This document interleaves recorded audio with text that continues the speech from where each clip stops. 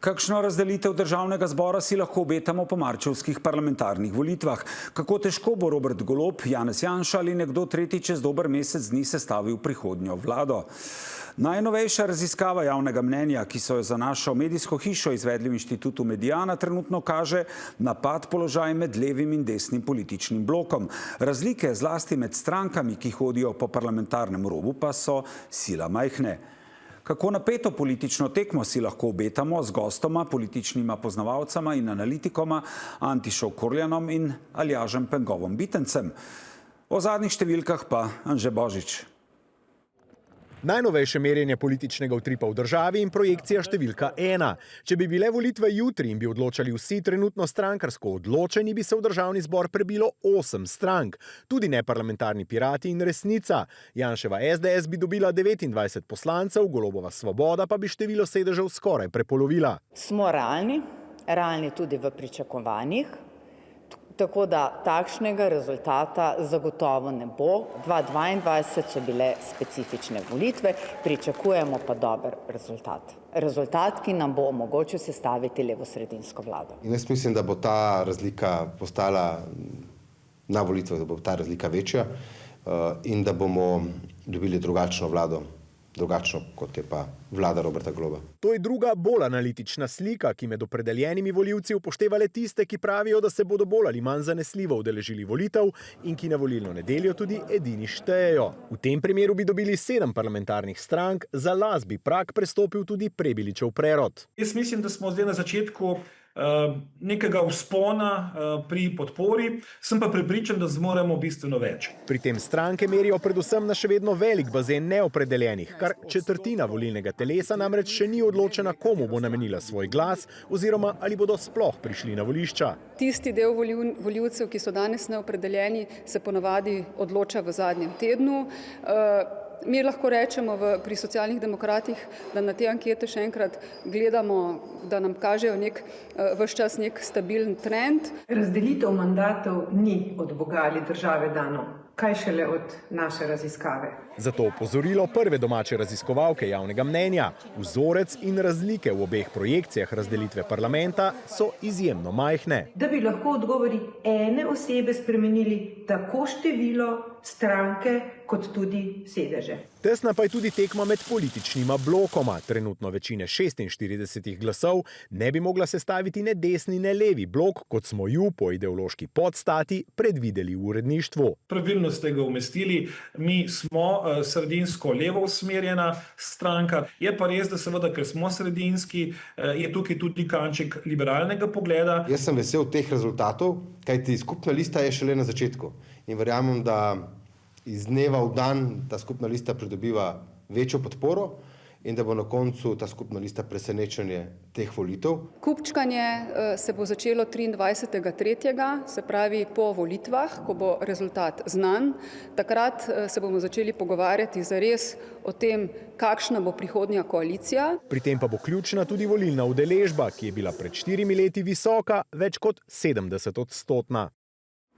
Gospod Bitenc, kako gledate na razmerje med opredeljenimi volivci? Nas po volitvah, ne vem, čaka iskanje manjkajočega 46. glasu, ne tako kot je bilo v času, ko je Drnovšek oblikoval koalicijo s prestopom Cirila Pucka. Najprej moram reči, če bi optimizem bil energetski vir, potem mi ne bi rabili nuklearke. Ker glede na vse to, kar smo zdaj slišali, vsi upajo, vsi so prepričani, da bo vsem uspelo, ampak poslancev je samo 88 oziroma 90, če manjšince štejemo.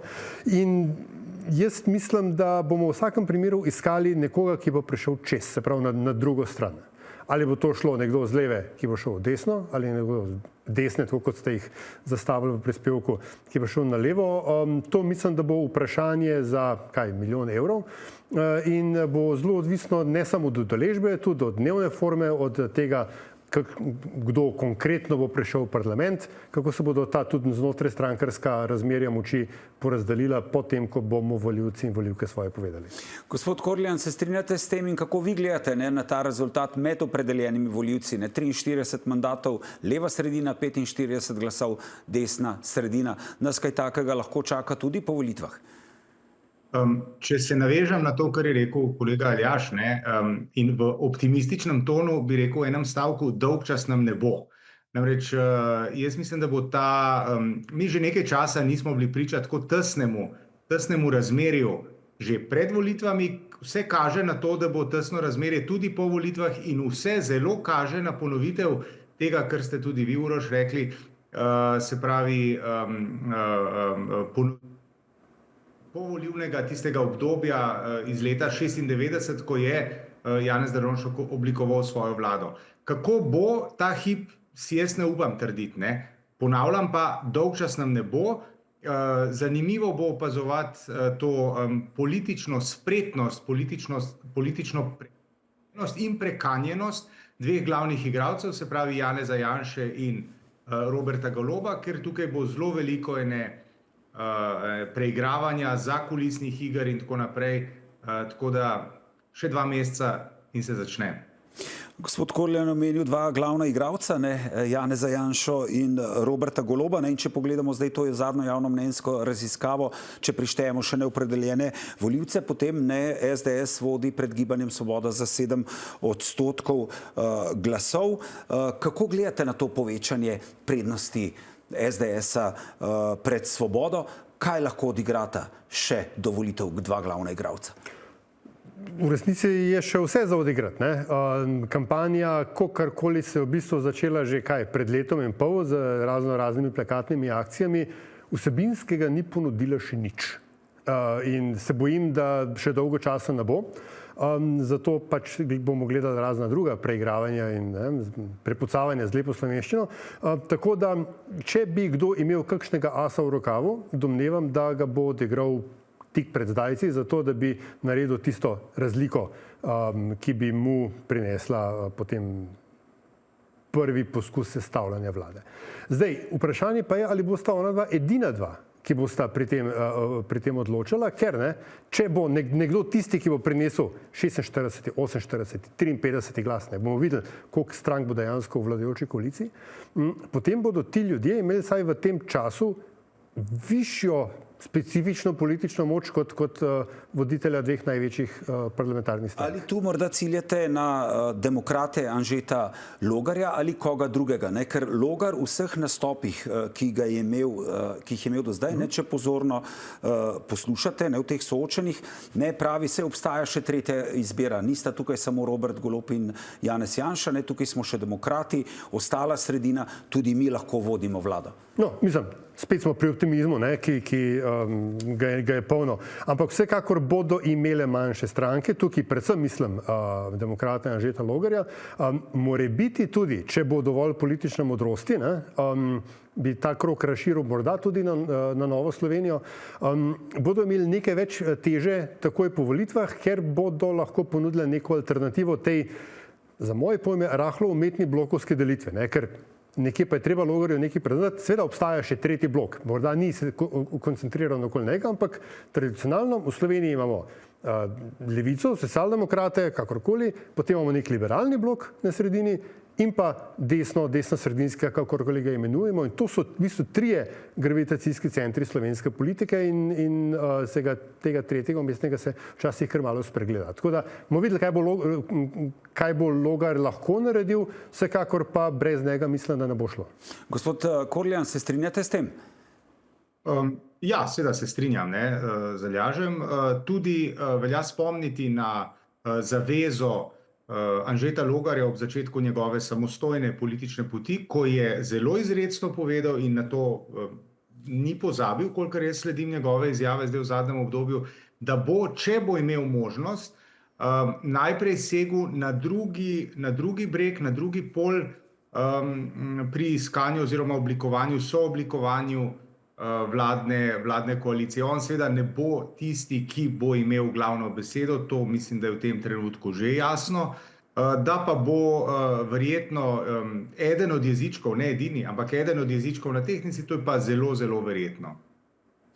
Povejte mi, kje pa so tukaj še ostali igralci, se pravi Nova Slovenija skupaj z listo SLS-a in Fokusom, Resnica, Pirati, Prebilič? Mislim, da edina, ki je tukaj zares gotova kot parlamentarna stranka, je seveda Nova Slovenija v kombinaciji z SLS-om in Fokusom. Jaz tukaj mislim, da ne glede na to, da se veliko govori o tem povezovanju kot nekem novem modelu in tako dalje, mi smo te filme seveda v Sloveniji že videli. Ne?